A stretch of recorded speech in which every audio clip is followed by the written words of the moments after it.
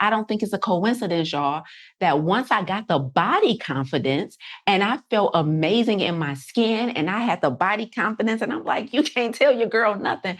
I don't think it's a coincidence that the exact same year, listen to this, 2012, the exact same year that I hired Tiff as my personal trainer and lost my first 30 pounds. This didn't happen when I lost the 65. This happened after my first 30 pounds. I don't think it's a coincidence that that's the same year that I turned in my letter of resignation at my 9 to 5 and made a faith play into my future. I took an unpaid position, unpaid for only 3 months in a whole nother country, and decided I was going to figure it out as I go.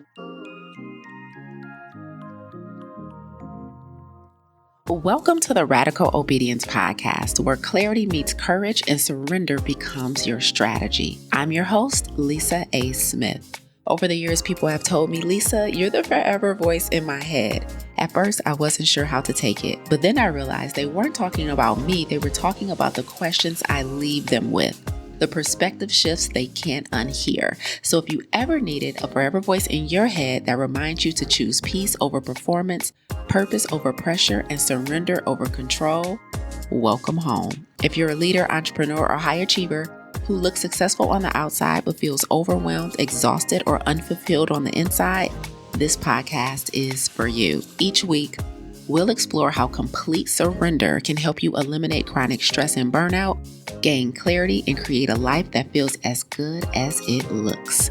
Because in a world obsessed with control, the greatest transformation often begins when we finally let go. Welcome to the Radical Obedience Podcast.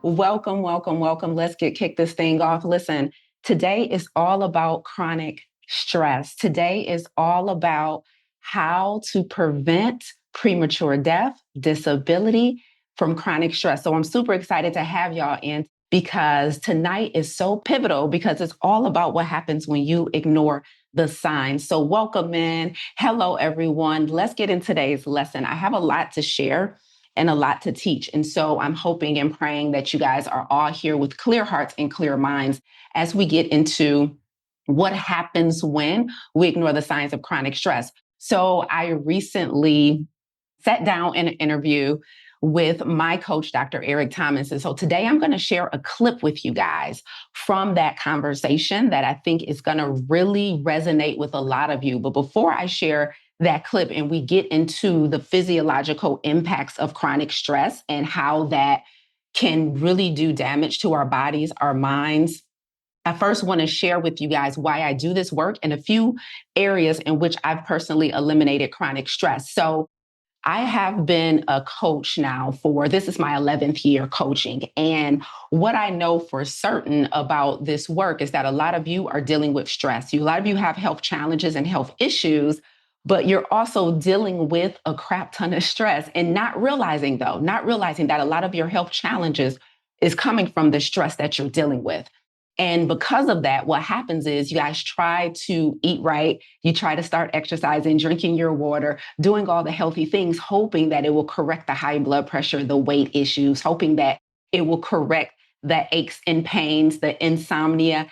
And we don't realize that even though we get results and we move the needle a little bit, what often happens is that we find ourselves going right back to where we started because we didn't realize that at the root of our weight gain, at the root of our high blood pressure, at the root of our aches and pains was stress. And so I'm going to teach you today what it looks like and what it means to not just manage it anymore, but to finally go all the way and eliminate it. Now, I know many of you don't even recognize that elimination is possible. So I'm going to start with myself and I'm going to give you evidence of what's possible because I do understand that sometimes it can be extremely difficult to believe something different, right? And so before I can teach you the how, well, coach, how do I eliminate stress? Like, how do I take my health back? How do I take my power back from food? I'm an emotional eater. I'm an emotional drinker. I'm an emotional spender. Like, how do I get back in the driver's seat of this thing? The first thing I have to do is teach you what to believe. So if you've never been to one of my classes before, this is what you need to expect. Before I tell you what to do, I always teach you how to think. Because one of the things I know about humans and human behavior is that it's very hard to permanently change our behavior if we don't permanently change our belief systems. Does that make sense, everybody? Now, listen, I always go back from whence I came when I start with the behavior and I don't start with the mindset. So the first thing that I need you guys to believe in order for tonight's conversation to be the most impactful for you is I need you to believe that it is possible to eliminate chronic stress. If you're willing to just entertain that notion for a minute, just drop "it's possible" in the comments. Like, if you're willing to believe that, you know what has always been doesn't always have to be. If you're willing to believe that, just drop "it's possible" in the chat. Coach, I've only been taught how to manage stress. I've never really been taught, like my doctor ain't mentioned it. My great grandma ain't mentioned it. Like my bestie and all the chats we done had with her smart self ain't mentioned it. Like nobody has told me that I can eliminate this stuff. Everybody's checking in on my management techniques. So I'm coming in as your new internet coach to teach you that it's possible to eliminate and not just manage the things that's killing you slowly. So the first thing we need is an agreement that it's possible. Okay, now that we have that, let me tell you how I know. First area of my life that I eliminate chronic stress was in my health. In 2012, I was working as a social worker for the state of Michigan, y'all. And I had a very, very important job. You know, when Child Protective Services took the children out of a home, I was responsible for working with the child, the biological family, as well as the foster family and the state to possibly get that child reunited with their biological family. Now, as you can imagine, this is very, very, very important work, which means you always need to be on, you always need to be present. You don't want to make a mistake. Like, you're dealing with kids, you're dealing with families, you're dealing with real situations. Like, this is serious stuff. Now, when I was a social worker, I knew it wasn't my forever career, right? It's honorable work, but it wasn't for me forever.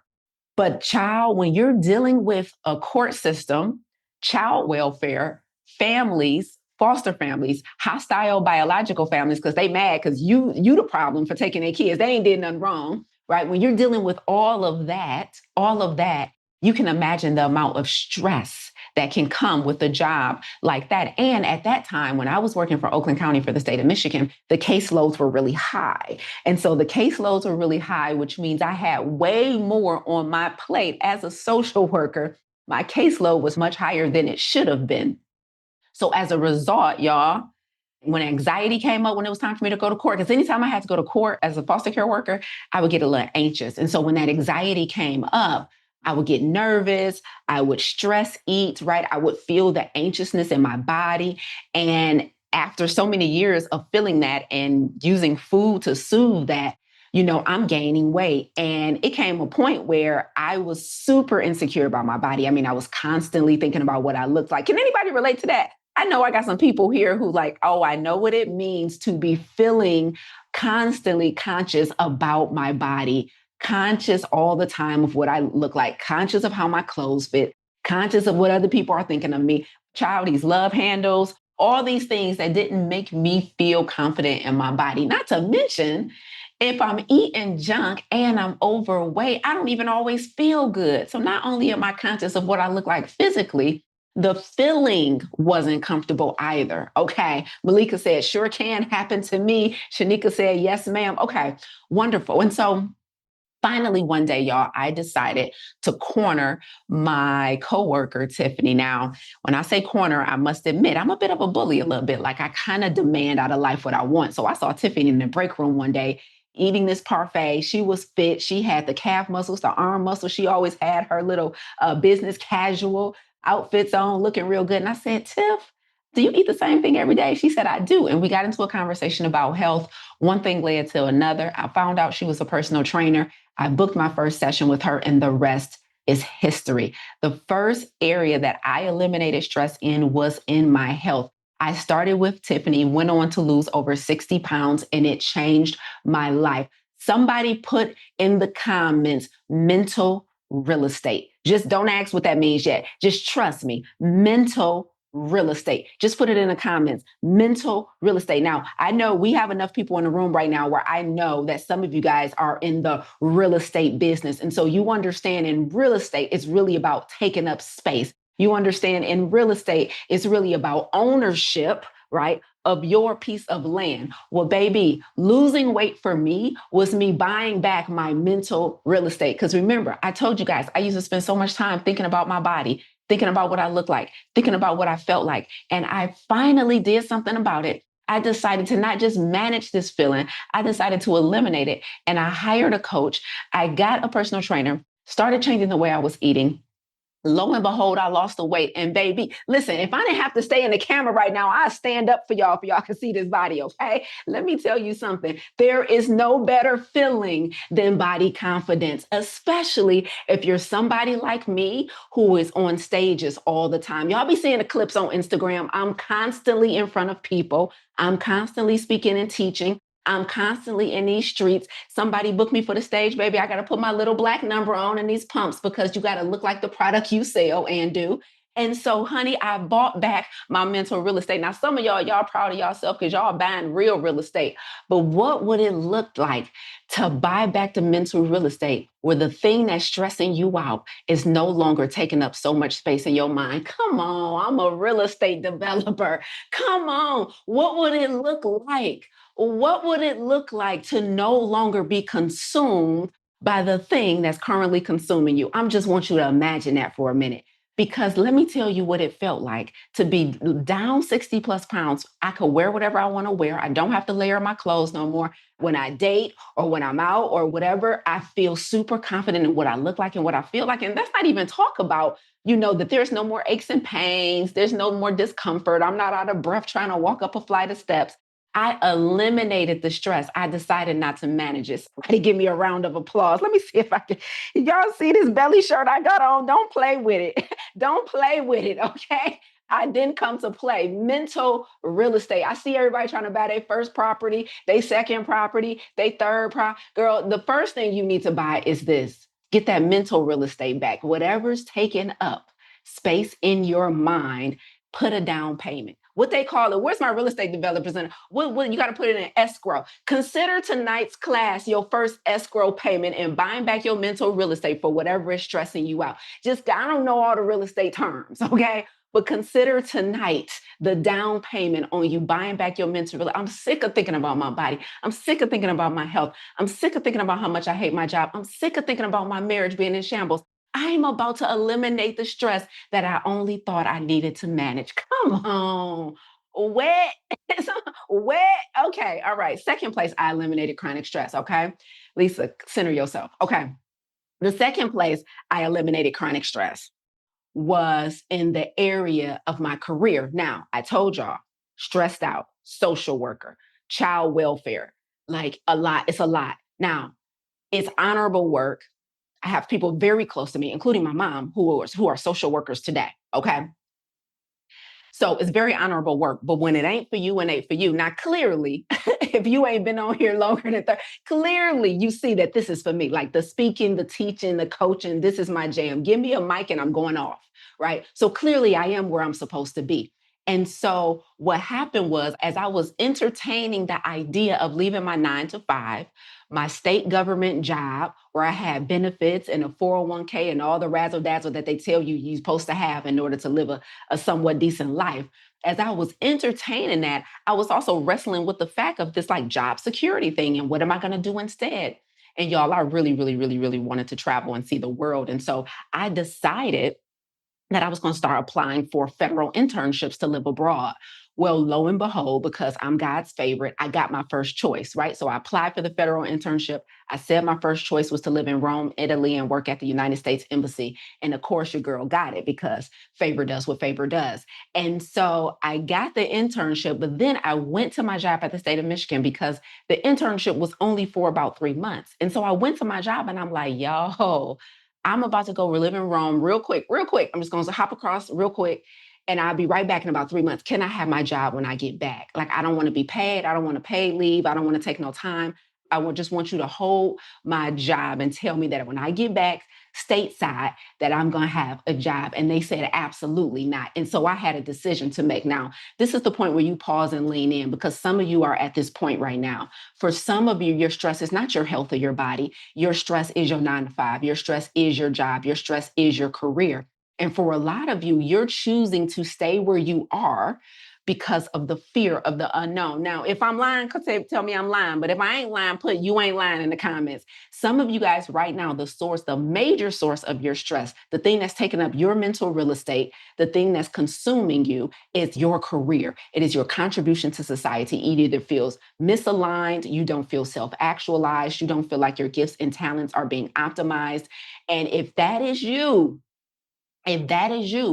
it's not that you're not moving because you don't have options. You're not moving because of the fear of the unknown, right? Because I went to my 9 to 5 and I was like, listen, I just got approved to work at the United States Embassy in one of the most beautiful cities in the world, in Rome. And they told me, we are not going to hold your job. We're not going to promise you're going to have a job when you get back. And I had a decision to make, y'all. I had a decision to make. Now, I had to decide whether or not I was going to bet on God, what we call a faith play, or I was going to bet on what the world tells me I should do and just stay at my 9 to 5 so I don't lose my health insurance and I don't lose my 401k, what we call a safe play. So I had a choice between a faith play and a safe play. And y'all know what I did. Yeah, let's not even, well, we ain't got to leave y'all in suspense. You know, I quit that 9 to 5. I took the job at the United States Embassy in Rome, Italy. And when I say job, what I really mean is unpaid internship. And not only did I give up my health benefits and my 401k, I went a step further. I cashed out my 401k, took the penalty just to pay for my apartment in Rome. I'm just saying, I decided to not just, listen to me closely, I decided to not just believe in God, but to trust God and eliminate the stress as opposed to playing it safe and staying where I knew I didn't belong. I forgot to tell y'all to bring emotional support tea. Somebody, if it's not too late, just pause me and run and get some emotional support tea because I'm about to say something that's going to hurt your feelings. The reason you're stressed out in your career is not because you ain't got choices. It's not because your backup is up against the wall. It's not because you don't have any options. It's not because this is the only job on the planet that you qualify for. It's because you believe in God, but you don't trust God. And so all your plays are safe. Mm. I didn't even make no tea. Child, I got emotional support water today. Okay. I meant to tell y'all to bring a beverage. All your plays are safe. Okay. So in order for you to be able to eliminate stress, all your plays can't be safe. Some of them got to be faith plays. So the second area that your girl eliminated chronic stress was in my career. Make sure you're keeping up. The first area was in my health. I got sick of thinking about my body. As a matter of fact, I tell people often when I do speaking engagements, teaching specifically about health and weight and lifestyle disease, I tell people, the main reason I lost weight is because I got sick of thinking about losing weight. I just wanted to buy back my mental real estate. And then I don't think it's a coincidence, y'all, that once I got the body confidence and I felt amazing in my skin and I had the body confidence, and I'm like, you can't tell your girl nothing. I don't think it's a coincidence that the exact same year, listen to this, 2012, the exact same year that I hired Tiff as my personal trainer and lost my first 30 pounds. This didn't happen when I lost the 65. This happened after my first 30 pounds. I don't think it's a coincidence that that's the same year that I turned in my letter of resignation at my 9 to 5 and made a faith play into my future. I took an unpaid position, unpaid for only 3 months in a whole nother country, and decided I was going to figure it out as I go. Now, I'm not telling everybody to take that big of a leap. It just depends on how much you believe and trust God. But what I am telling you is what you need to stop doing. Y'all know I'm bossy. So yes, I'm pointing my finger and saying what you need to do. These are not suggestions, okay? Is you need to stop. You need to stop thinking that you have no options. The truth is you're too scared to exercise the options you have. There's a difference between not having options and an unwillingness to exercise the options you have. So the second area that I eliminated stress in is in my career. I left my 9 to 5. I took an unpaid internship. Now, mind you, I left my 9 to 5 in 2012. I haven't worked for a company or organization, nothing, since 2012. I didn't even start my business. I didn't start this company here that we're here right now with until 2015. So there was 3 years between when I left my 9 to 5 and when I started my company. I worked as a personal trainer. After I moved into Italy, I then moved to China. Like it was a time was had, okay? And so I need y'all to know that you got options. It's just that you are too afraid to exercise them. So stop telling these stories, stop complaining, stop venting, acting like the only option you have is to be miserable at your job. That is not what God intended. That's not the plan that was laid out. You are just deciding not to exercise, even entertain, even look into and research other options because you have a limiting belief that's telling you this is all it is and this is all it ever will be. And I have to be stuck. And this is my only way of providing for my family and keeping a roof over our head. You got options. You got options. Okay. That's the second way I eliminated chronic stress. It started with my health. It started with my weight. Then I left my 9 to 5. The next area I eliminated chronic stress. Now, this is where you want to pick up your emotional support beverage. I'm about to talk to some of y'all and I'm going to get in your business and I hope you don't get offended. Okay. You're deciding to stay in broken relationships that are only serving the other person because your confidence is so low, or shame covers you every time you think about leaving it, or you're worried about what other people will think when you make an adjustment in your current relationship to make you happy. And so as a result, you're deciding to stay in a relationship that's keeping you stuck. It's not blissful. Matter of fact, it hasn't been for years. And so you are deciding that it's not safe. It's not safe to make a different decision. You're deciding it's not safe to have a conversation with this person. You're deciding it's not safe to pack up and leave. You're deciding that it's not safe. The third area that I eliminated stress in, y'all, was in my relationship. I was engaged to be married. I took that ring off. I gave it back. I said, this ain't my forever person. That takes a lot of courage, especially if you already accepted the ring and been married many, many years. Many of you are struggling in the area of relationship. It's not healthy. It's not blissful. It is your source of stress, but you are definitely afraid of making the decision that God has already told you to make. Now, I'm telling you right now, you cannot manage a dysfunctional relationship for years and expect to be optimal mentally, physically, or emotionally. The third area that I eliminated chronic stress in was in my relationship. I walked away and was willing to trust God, not just believe in God, that something better was coming. If you know that, yeah, my source of stress is a personal relationship, and I am not exactly making the moves I need to make or having the conversations I need to have or advocating for myself or speaking up, I keep muting myself because I call it keeping the peace. How many of you are currently muting yourself in a personal relationship to quote unquote keep the peace, not realizing that it's impossible to keep peace that you don't have? You're muting yourself. You're not making decisions. You're not making bold moves because you're trying to keep the peace. But did you know you can't keep nothing you don't have? How you don't have peace and you trying to keep the peace, right? And so the third area that I eliminated stress in was in a personal relationship. Child, I'm like, I can't keep having the same conversation. And let me be clear about this, guys.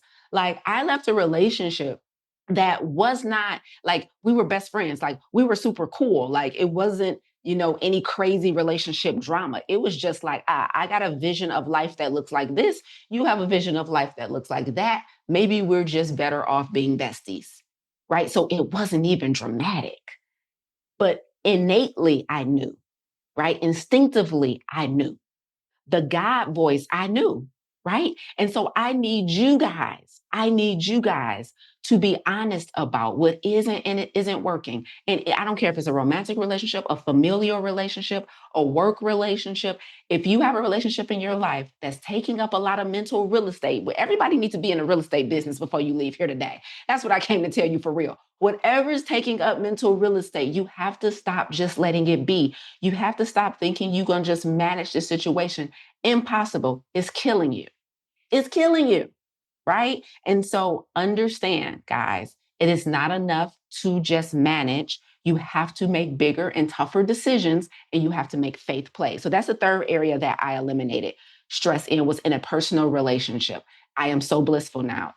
thank God I did, right? Because it opens you up to other opportunities and what's really for you. But if you decide to be like, what are people going to think if we break up? What are people going to think if we get a divorce? I don't know if I could be single. Nobody's going to want me. This is the only way I'm going to get somebody who remotely kind of likes me, even though they suck, but I'm not lovable. The dating pool is, everybody's taking on this notion that the dating pool is small and there's no available candidates and it's messy out here. All the stuff you're telling yourself to stay in a dysfunctional relationship makes no sense, right? So take back your mental real estate. Take back your mental real estate. Hey, it's Coach Lisa. If you've been feeling overwhelmed or stretched thin, or like you know what to do, but you just haven't had the capacity to get it done, this is for you. We recently released our newest coaching program, and it's called the Gold Handle Club. And this is the Imperfect Founders Edition. It's designed to help you eliminate chronic stress one intentional moment at a time. And it's designed, most importantly, to feel easy as opposed to a high pressure program. This isn't another course that you have to keep up with. It's a simple daily ritual paired with real coaching and community support designed to fit into your life and not overwhelm it. Here's how it works. The Go Handle arrives at your door, and every morning for about 5 to 10 minutes, you sit still in silence. You scan the QR code, and every single day, new content unlocks a daily practice built around our signature HER method for eliminating chronic stress, not managing it, but eliminating it. And because this is our Imperfect Founders Edition, we're doing something super special. You're getting your Go Handle on us. All you'll cover is shipping. Plus, your first 30 days inside of the club and community are completely complimentary so that you can actually feel the difference before making any commitment. So if you're ready to stop pushing off those major decisions that need to be made, those uncomfortable conversations that need to be had, those mindset shifts and that healing that needs to happen now, this is your opportunity to get coached through that without feeling like there's another big appointment on your calendar. This is designed to fit into your quiet time to yourself every morning. So click the link in the show notes, join us inside of the Go Handle Club, take advantage of the Imperfect Founders special offer, and I cannot wait to coach you to optimal health and radical obedience. Now back to the show. Let's get into the fourth area, and then I'm going to play a clip for you guys with me and ET where we were talking about how stress impacted him recently and what that looked like. And so we're going to have a conversation about that. So let me tell you about this fourth area that I eliminated stress in. So here I am, y'all. I done started my business. I done lost over 60 plus pounds. Body is given. I done left the relationship feeling amazing. And so now I done left my 9 to 5, like I done started my own business. And so a couple years ago, I was like, I'm out here just doing what I want to do, living my best life, right? And then one day, out of the blue, I was sitting on campus at Wayne State University. And I was in the student center because I was in between classes, right? Because I had this time in my life, I had foolishly decided to go back to school to become a doctor, right? So I'm in the middle of organic chemistry and biology, right? In between classes, wild. And I'm sitting on campus in the student center and I got my earbuds in and I'm listening to a podcast and I'm listening to Les Brown. He's being interviewed by a podcaster. And the podcaster was asking him about his family, his life, and being adopted. And Les, him and his twin brother were adopted. And Les was like, I am so lucky that my mom chose me. Les told that man on that interview that me and my brother were handed over to our adoptive mother by our biological mother. So the biological mother knew the adoptive mother, and she handed Les and his twin brother over to the adoptive mother. And the biological mother told the adoptive mother, I just need you to make me one promise, right? I'm going to give you my babies. I can't take care of them. I want you to take care of them. And the biological mom told the adoptive mom, I just need you to make me one promise, which is you will never separate them as brothers. Like you will keep them together. Now, this was meaningful to me having worked as a foster care worker because when siblings get taken out of homes, they are often separated, right? That's not even a point in my story, but that's probably the reason why I remember it, because the biological mother knew enough to know, like, I'm going to give you my kids, but please don't separate them, right? They need to stay together as siblings. And I thought that was dope. But the thing that triggered me, that led to me eliminating another area of stress, is when Les said, I am so blessed to have been chosen by my adoptive mother. Now, in that moment, as I'm sitting in the student center on the Wayne campus of Wayne State University, tears started streaming down my face because I had a memory of not being chosen by my biological father. Him and my mom were married. They got a divorce when I was about 2 years old. That's when my mom left my dad. And they co parented for a while. They did some visitation, and then he just stopped, and I never saw him again. And I didn't even know it was a thing until I was sitting on this campus at Wayne State University, listening to a stranger talk about being chosen. And it triggered the abandonment inside of me. And I started crying. And I was like, oh my God, this must mean something, right? Because the body keeps the score, apparently. That's what the books tell us. And so I had to do something about this immediate feeling of abandonment. And so I decided to get into therapy. I decided to start working through these feelings I had about not having my biological father in my life. And I got into therapy and I started talking about, I have this I'm not enough syndrome. And the reason I always like accomplish things and do all these great things because I'm trying to chase my father's love, and I want to do enough to make him love me, even though I don't know where he is in the world, why he left, what's going on, right? And I started the therapeutic process, and I began the process of healing from childhood disappointment so that I didn't carry that luggage into every relationship thereafter. The fourth area that I eliminated stress in was healing from childhood disappointment. Listen to me very carefully, y'all. This is serious business because y'all really out here, we really out here believe in these people that tell us that we should be managing these situations. I don't believe in managing something that can be eliminated. So now, what would it look like to actually start working on the things that are taking up mental real estate? What would it look like to actually go ahead and dig into, explore, or what I like to call in our stress elimination lab, excavate the deep rooted feelings, unhealed situations that you have because they are constantly impacting your life today, and we don't realize it until we start doing that excavation. I went to therapy. I started talking through what it felt like to be abandoned by my biological father. And I went the extra mile because your girl, as I mentioned earlier, is a bit of an overachiever, if that's even a real thing. I also feel like that's a lie we've been told. How you gonna be an overachiever? But anyway, I'm in upper management of achieving. And I decided to not just go to therapy for it. I hired a private investigator to find this fool. I said, find the fool so I can get answers. And I got my answer indeed, right? And so I decided that I wasn't just going to sit on a bed of question marks. All right. I decided that I was going to work through this unhealed part of me that was certainly impacting me as a full grown adult, work through the feelings I had about my biological dad not choosing me. Shout out to Les Brown. Somebody tell that man he's still making impact.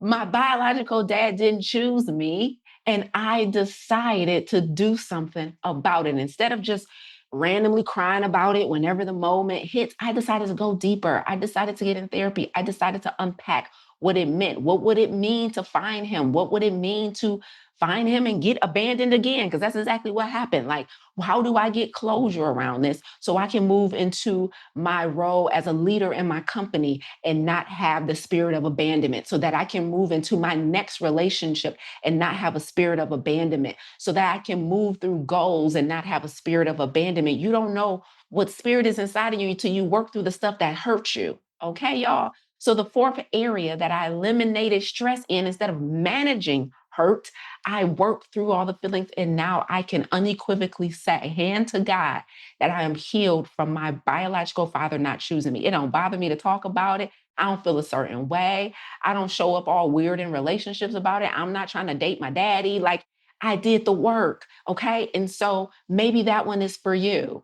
What work do you need to do in order to heal from the thing, maybe somebody that violated you, maybe somebody that abandoned you, maybe you're still grieving the loss of something, maybe you're grieving the loss of someone, maybe you failed, maybe you've been humiliated, maybe you've been betrayed, maybe you have shame about deeds you've done. Baby, you got to do the work. Stop trying to manage it. Stop just eating every time you feel it. Stop just having a drink every time you feel it. Stop just impulse shopping. Stop being promiscuous. Start doing the healing work so that you can stop walking with this great cloud over you. And then you can show up like me, belly rolling on somebody's screen because you ain't got nothing to worry about. I ain't got no worries. I don't care who judging. You going to get this belly roll. I ain't you lose 65 pounds to be sitting up under here in a hoodie all day. Honey. Then you can get on here and not care what nobody thinks. You can get on here and be confident. You cannot be worried about my dad abandoned me, and so all men go abandon me, and I got to be all dysfunctional in relationships. Anyway, that was the fourth area that I eliminated: stress. Did that bless somebody? Did our warm up? Somebody say warm up. Don't you hate when you go to the gym and you're working with a personal trainer? Honey, they done killed you for 10 minutes talking about that was just a warm up. Child, it's this one class I go to at Lifetime. I be like, sir, every time I go to his class, he talking about, not that y'all warm. I said, warm?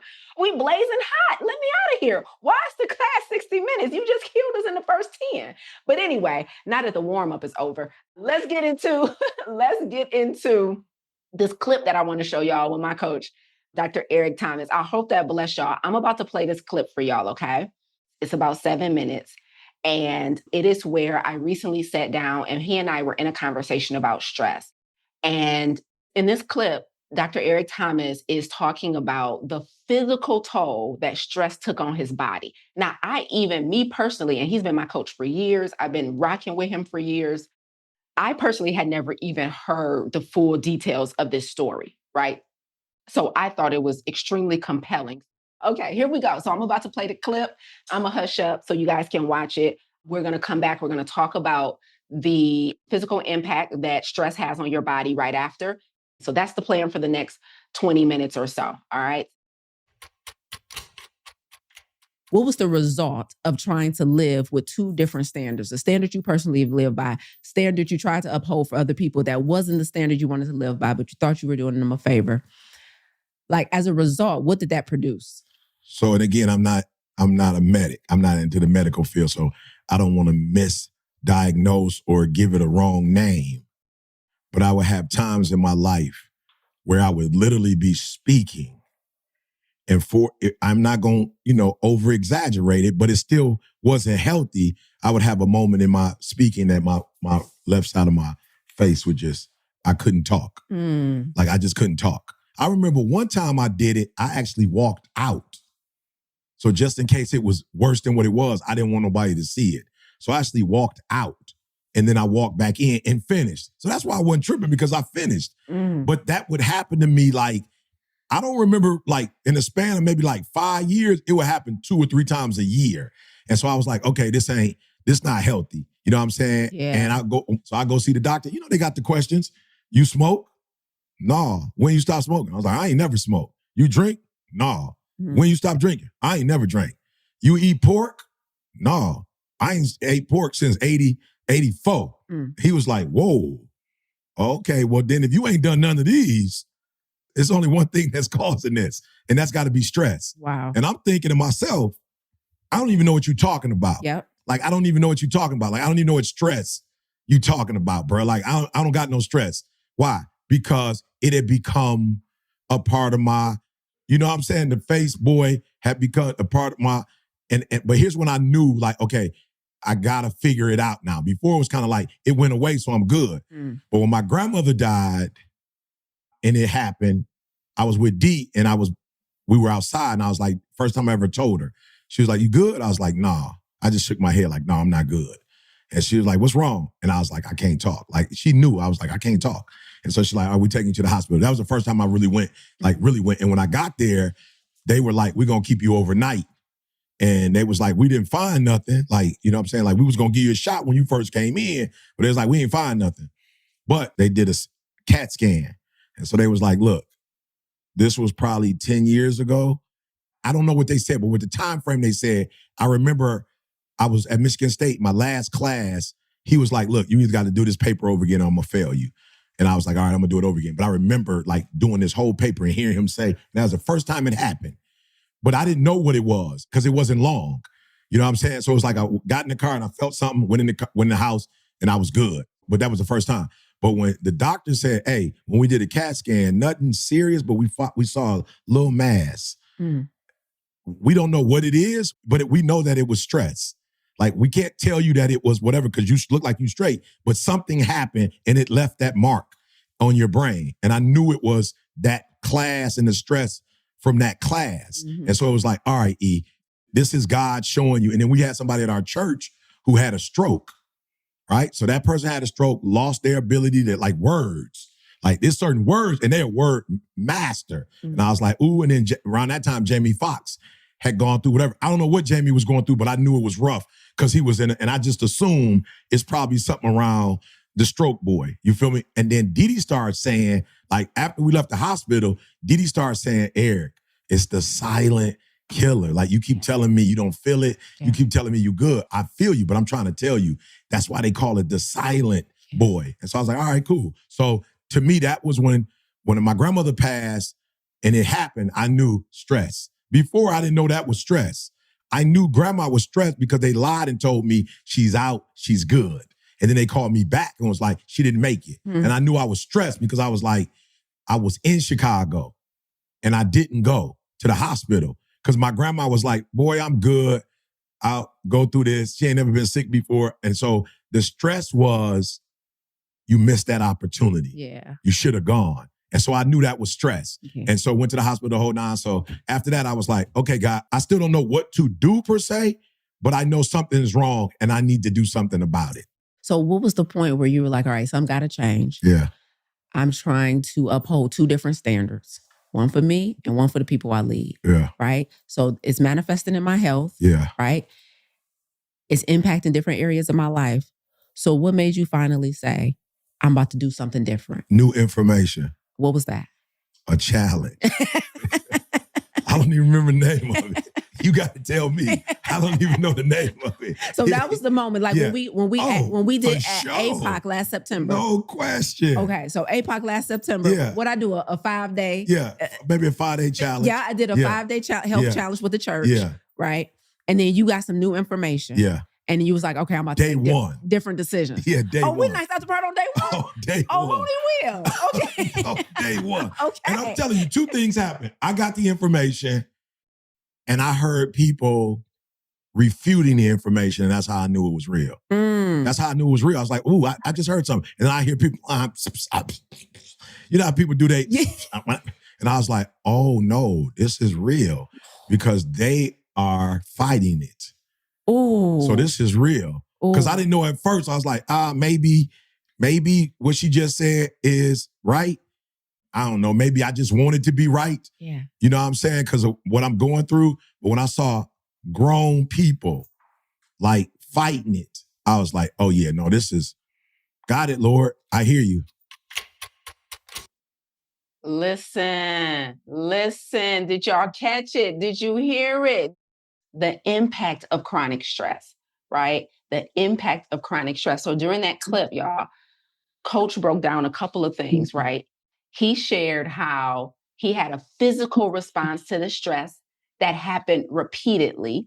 And then he talked about all the different things, stressful situations that triggered it, right? He had school situation writing a paper. He had disappointment for not being at the hospital when his grandma passed. He talked about speaking and it impacting his speaking. Now, if you know E.T., then you know that he speaks for a living, but he was experiencing repeatedly moments where the left side of his face would just freeze and he was unable to speak. So I said in the interview, you guys will hear it when we release the entire conversation, but I said, oh, it started impacting your gift. Listen, it started impacting your gift. If we're not careful, stress can attack everything. If we're not careful, if we stop trying to manage the situation and actually do the work of this eliminate exit strategy, enter strategy, engagement strategy, those of you who have been listening to my stress content for a while, you know I teach that we need an exit, enter, or engagement strategy from chronic stress. It's not a matter of just breathing. It's not a matter of just yoga. It's not a matter of just meditation and prayer. It's not a matter of just taking time off. It's not a matter of just self-care. If you're still going back to the dysfunctional marriage, if you're still going back to the horrible job, if you're still dealing with the disappointment, the childhood stuff that you ain't healed from, it's okay to take some time off from it, but that's management of it. It doesn't solve the problem. Okay, grab your emotional support beverage real quick for this next thing I'm about to say. You know what I liken it to when you guys try and manage stress? The same way many of you have been living with high blood pressure for 20 years. The same way many of you have been living with type 2 diabetes. Did you know that that was reversible? I'm not even being facetious. Did you know that these conditions are curable, but you are making a conscious choice to just manage your diabetes? Like, I'm just going to check my sugar every time. I'm just going to get on the scale and manage my obesity. Let's just make sure it doesn't go any further. Like, I'm just going to routinely and ritualistically take my pills every day to manage this high cholesterol, to manage this high blood pressure. I'm just going to make sure I get my steroid shot to manage this autoimmune condition. That's the same thing we're doing with stress. We have a management spirit, but instead, guys, there's bigger actions you can take. There's decisions you can make that can put these things in remission. You can be off the medication instead of making sure you don't miss a day of taking the medication. Like, you can get rid of the weight instead of making sure that every time you buy clothes, you layer up so people can't see all your love handles. Like, you could just stop dealing with that. That's a real reality that you can experience. So the same way you're managing these decisions, these circumstances in your life, is the same way you're probably managing disease. We just got a spirit of management. Let me just make sure it doesn't get worse. What if we made sure it got better? Anyway, that's just a suggestion. Anyway, listen, before we end the YouTube live stream and get into Q&A, I want to leave you guys with 4 ways that stress impacts you so that you guys will understand. Now, you just heard my coach ET talk about how it impacted him, right? Physically. And in that conversation, we got into solutions. And so when that full episode drops, if you guys are on my email list, if you're subscribed on the YouTube channel, you will get the full interview and you can listen to the whole conversation. But I want to tell you 4 ways that stress significantly compromises your well-being. The first one is your immune system. Immunity. So for a lot of us, we have normalized getting colds every year. We've normalized when the seasons change, where it gets cold and things are switching over. We're just used to, oh, I'm going to sneeze, I'm going to cough, all of this stuff is going to be acting up. That's not because it's supposed to happen. That is because your immune system has been compromised. There's a plethora of things that can compromise your immune system, but consistently high levels of cortisol, stress hormones, is one of them.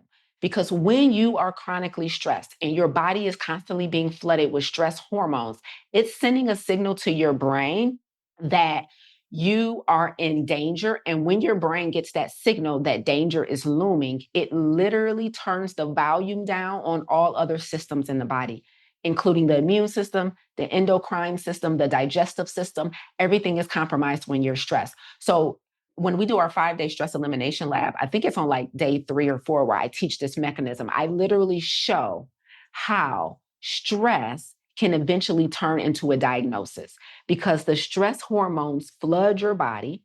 It lowers the vibrational frequency of the body and makes every system of your body more susceptible to pathogens, to disease. And sometimes there's stuff that's just lying dormant, like cancer. And then we get stressed and boom, it has a green light to go full blown because our immune system, it was already weak. The stress hormones weakened it more, and we don't have the capacity to defend. The body doesn't have the capacity to defend itself.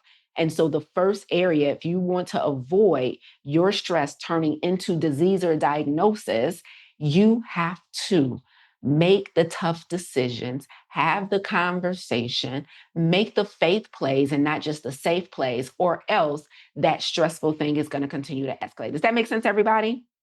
Does that make sense? Okay, so it can turn into cancer, it can turn into an autoimmune condition, it can turn into obesity, it can turn into heart disease, it can turn into diabetes. It can turn into reproductive health challenges. I'm not even gonna get into that with my women, with my men, right? Like you can't perform sexually. Like it can turn into a lot. Thank you, Terry. Lupus, autoimmune condition. Like it can turn into a lot. I need you guys to understand that all health challenges don't come just from like diet, exercise, whatever. A lot of it comes from stress, right? And it also can turn into premature death. Like stress has the ability to shave 3 to 5 years off your life expectancy.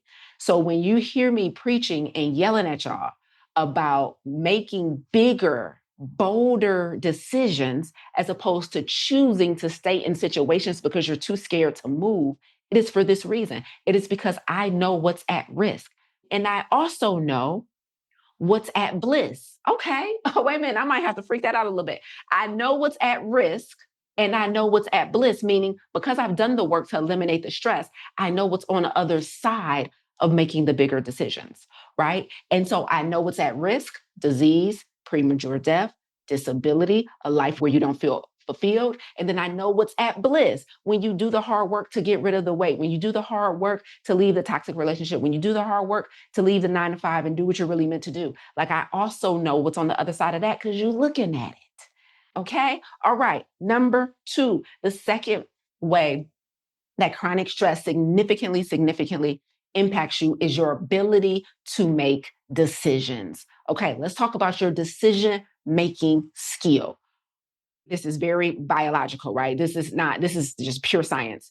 When you have cortisol and adrenaline constantly flooding the body, okay, it compromises your ability to make reasoning decisions because, again, the body detects stress hormones. The detection sends a signal to the brain saying we're in danger. And the brain responds by saying, oh, we in danger? Oh, we don't have time to process and reason. The only option we have here is to react. So that means instead of using your reasoning skills, your brain switches over into your reactive brain, right? And then you are now making decisions from a reactive place instead of reasoning place. All right. And so what that means is that you are not making the best decisions, not the healthiest decisions when you are chronically stressed, which is very dangerous because decision making, as we know, unhealthy decision making can really be a snowball effect. Okay. And so if you are not able to think clearly because you're overwhelmed and stressed out, you're at the height of an emotion. Like imagine like driving down the street, and then you're approaching an intersection and the light is green for you. So you're about to go through the intersection and then like out of your peripheral, you see a car. Don't look like it, slow it down. The light is clearly red for them because it's green for you, but it doesn't look like it's slowing down. And so you instantly, what happens in the body as you are watching you and this other car approach the intersection at the same time, and it could possibly turn into a collision. Your body reacts. You don't think in that moment, do you? What do? You either slam on a brake, you quickly yank the steering wheel, like you react. Now, imagine that every day in your life. Every time your kid does something, you just react. Every time your partner says something that irritates you, you just react. On the job, when things ain't going as planned, or y'all short staff, or people trying to put more work on you than you can, you just react. In life, one thing goes wrong. You come home and your coat sleeve gets stuck on the door handle, you flip out. You just react. You can't handle nothing. Why? Because your brain is in reactive mode because you have these stress hormones flooding the body, right? And so you can't think. You can't think clearly. You can't think properly. Your decision making is compromised. This is very serious. This is very serious. Your decision making is compromised. So that's the second way that stress compromises you if you don't do something about it immediately. Immediately. Okay. Here's the third way. The third way that stress compromises you is, I already mentioned lifestyle disease, but I'm just going to say it again. Disease and diagnosis is very, very, very common for someone who's been stressed for a very long time. Let me give you guys like a visual of, you've seen individuals like this. And some of you might be dealing with this, but have you ever seen somebody who's like overweight, but they carry the majority of their weight in their midsection? So like your arms and your legs actually might be pretty lean, but you're round and robust in the middle. That's because the overwhelming majority of our stress receptors are in the midsection. So people that carry almost the majority of their weight in their gut area, in their midsection, could be an indication that there's more stress hormones flooding the body, right? So when you have a really, really big gut, the bigger the gut, the more increased risk for things like diabetes and heart disease and high blood pressure. So the more weight you carry in the middle, the more dangerous it is when it comes to your health, right? And so that is the third way that stress impacts you. It adds weight to you. Those stress receptors are causing you to hold on to that visceral fat. And as a result, you are now a candidate for a diagnosis. Very serious stuff. So stress can lead to disease. Stress can lead to compromised decision making. Stress leads to a compromised immune system. And the final way that I wanted to share with you guys today that stress impacts you is a loss of self-control. How many of you have been like trying to do better in some area of your life? It could be like, I'm trying to eat better. It can be like, I'm trying to manage my money better and my spending habits better. It could be like, I'm trying to be more diligent and focused when I want to work on my business or my book or something that I'm creating. I'm creative, but you have a hard time like sticking to the plan you have of being more regimented. Again, this is biology, right? When you are stressed, chronically stressed. And the reason I just keep saying chronically stressed, y'all, because I can't assume that all of you guys listen to my teachings all the time. All stress isn't bad. So acute stress is very healthy for us. Chronic stress is the one I'm talking about, which is the type of stress that kills. So what I'm advocating for and teaching you guys is how to eliminate chronic stress. Acute stress, that short-lived, purposeful stress, is healthy, right? But the chronic stuff like, oh my God, I've been at this job for years, or I've been in this relationship for years, or I haven't healed from this thing, and it's literally been following me around in life and taking up mental real estate. It's not purposeful. It's not meaningful. There's no end date in sight. That's the type of stress that kills. And the reason this is important is because when your body is constantly hyperactive, when your nervous system is constantly overactive, you also lose your ability to have self-control, or what we like to call impulse control. So impulse control is the fourth one, the loss of impulse control. So what's another way that stress impacts my health and my well-being? The loss of impulse control. Like, you're trying your best to resist that sleeve of cookies, but you can't. You can't.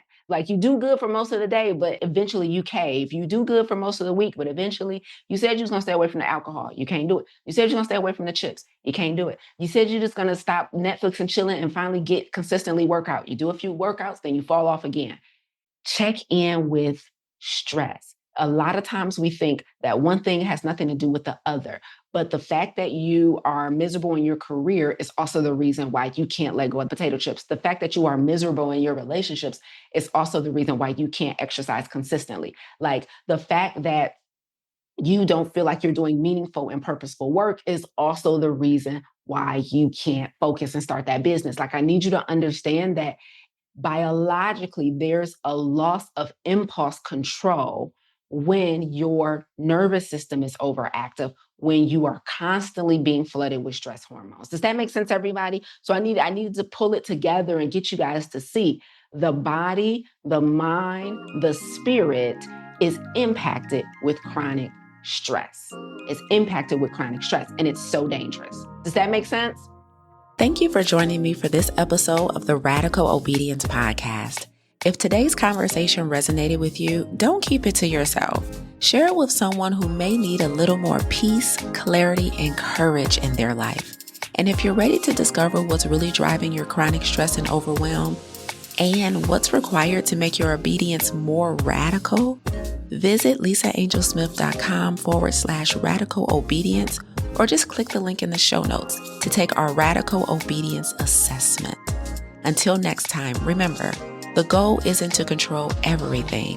The goal is to surrender completely, trust deeply, and obey boldly. I'll see you in the next episode.